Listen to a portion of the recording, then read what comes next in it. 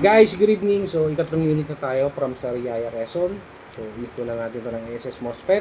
At i-check natin kung ano pa yung kailangan i-improve sa kanya. So, sa ngayon, okay naman, pumuputok naman siya. Tignan lang natin kung yung makikita pa natin dapat ayusin sa kanya. Medyo maingay yung shims niya.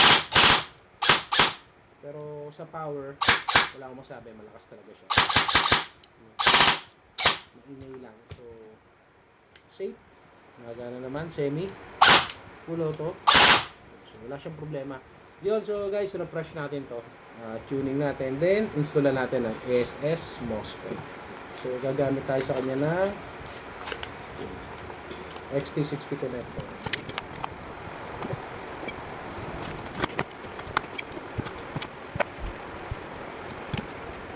Guys, good evening yun. So, konting tips ulit. Paalala ko lang ulit to. Itong ginagawa natin na to pag nag-install tayo ng ASS MOSFET. So, tatabasin nyo yan, yung maliliit na pin dito. Dalawa yan. Especially sa ganitong gearbox shell, yung mga version 2. Then, sa exit ng wire, yan, naglalagay ako ng konting kanal dyan. Para dito sa kabila. Makikita nyo. Yung kabila, nilalakihan ko rin yan para hindi maipit yung wire. Kasi, itong wire natin ng MOSFET is mas makapal kumpara sa stock.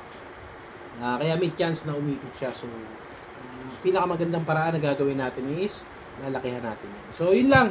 Install na muna natin to. Guys, good evening yun. Update lang tayo dito sa isang airsoft rifle na pinadala sa atin from Sariaya, Quezon. So, ito na ikatlo. At na-installan na rin natin siya ng ASS MOSFET na naka XT60 connector.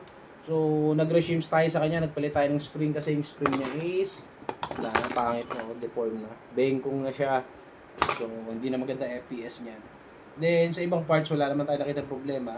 Sa trigger switch, nilinisan natin. Kasi may mga sunog na siya. Kasi medyo matagal na rin to. Then, walang MOSFET, syempre. Kaya, nagpo-produce siya ng spark. So, yun lang.